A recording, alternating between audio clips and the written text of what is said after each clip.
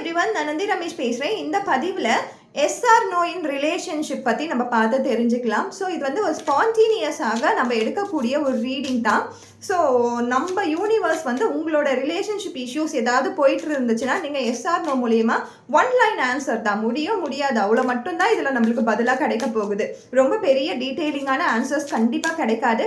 So இது வந்து ஒரு பிரசன்னம் பார்க்குற மாதிரி தான். இப்போ இந்த தருணத்தில் நீங்கள் பார்த்துட்டு இருக்கீங்க, நீங்கள் வந்து ஒரு கேள்வியை வந்து யூனிவர்ஸ் கிட்ட கேட்குறீங்க, அந்த கேள்விக்கான பதிலாக மட்டும்தான் இது இருக்க போகுது. ஸோ ஸ்பான்டேனியஸ் ரீடிங் இது. நான் 2 கார்ட்ஸ் எடுக்கிறேன். ஒன் வந்து ஒரு எஸ் அண்ட் நோ. ஸோ இந்த 2 கார்டில் நீங்கள் எதை சூஸ் பண்ணுறீங்க நீங்கள் சூஸ் பண்ணிக்கோங்க. இதர் லெஃப்ட் ஆர் ரைட் நீங்களே சூஸ் பண்ணிக்கோங்க. ஸோ இதில் இருக்கக்கூடிய மெசேஜ் வந்து எஸ்ஸா நோவா இது மட்டும்தான் பார்க்க போகிறோம். ஸோ இதில் நம்மளுக்கு ஃபஸ்ட்டு வந்திருக்கிறது என்னென்னா கொஞ்சம் வாட்சிங். ஸோ இதை வந்து நீங்கள் உங்களோட ரிலேஷன்ஷிப்பை நீங்கள் வாட்ச் பண்ணுற டைம் அப்படின்னு சொல்லியிருக்காங்க. இது எஸ்ஸும் கிடையாது, நோவும் கிடையாது. நீங்கள் கூலிங் பீரியட் உங்களோட ரிலேஷன்ஷிப்க்கு கொடுக்க போகிறீங்க. உங்கள் பார்ட்னரை நீங்கள் வாட்ச் பண்ண போகிறீங்க. ஸோ ஒரு வெயில் அடிக்கும் போது நம்ம என்ன பண்ணுவோம், இந்த கூலிங் கிளாஸை போட்டுட்டு அப்படியே ஹாயாக நடந்து போக முடியும், அவ்வளோதான் பண்ண முடியுமே கண்டி. வெயிலெலாம் நம்மளால் எதையுமே வெயில் வராமல் இருக்கிறதுக்கு நம்மளால் எதையுமே மறைக்கலாம் முடியாது. ஸோ அந்த கூலிங் பீரியடை உங்கள் லைஃப்பில் கொடுங்க, உங்கள் பார்ட்னருக்கு கொடுங்க. அந்த பார்ட்னருக்கு கொடுக்கும்பொழுது கண்டிப்பாக அவர் வந்து புரிஞ்சுப்பாங்க, அவங்க வந்து உங்களை புரிஞ்சுப்பாங்க. ஸோ இது வந்து மேபி தான், மேபி கார்ட் தான். அடுத்ததான் நம்மளுக்கு ஷாக் அப்படின்ற ஒரு சர்ப்ரைஸ்.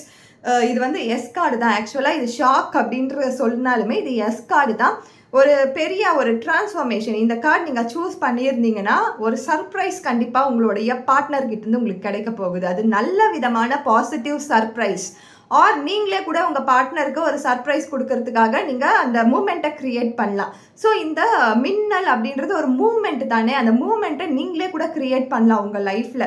ஸோ எஸ் தான், ஏதாவது ஒரு சின்னதாக ரொம்ப வந்து ஃப்ளாட்டாக போயிட்டுருக்கு லைஃபு, ரொம்ப வந்து ஒரு மாதிரி போரிங்காக போயிட்டுருக்குது ரிலேஷன்ஷிப்பில். இது மாதிரிலாம் எப்போ நடக்கும்னா மேரேஜ் ஆகி ஒரு 6 இயர்ஸ் 7 இயர்ஸ் கழித்து அந்த ஃப்ளாட்னஸ் வந்துடும் ரிலேஷன்ஷிப்பில். அப்போ நம்ம என்ன பண்ணலன்னா இந்த மாதிரி மூமெண்ட்ஸை க்ரியேட் பண்ணலாம். அந்த மூமெண்ட்ஸ்குள்ளே சடன் சேஞ்ச் கொடுக்கலாம், ஒரு ஷாக்கான ஒரு சின்ன விஷயங்கள் கொடுக்கலாம், ஒரு சர்ப்ரைஸ் கொடுக்கலாம், ஒரு டிரான்ஸ்ஃபர்மேஷன் கொடுக்கலாம். நம்ம அந்த ஹாப்பி மூமெண்ட்டை க்ரியேட் பண்ணலாம் நம்மளுடைய ரிலேஷன்ஷிப்பில்.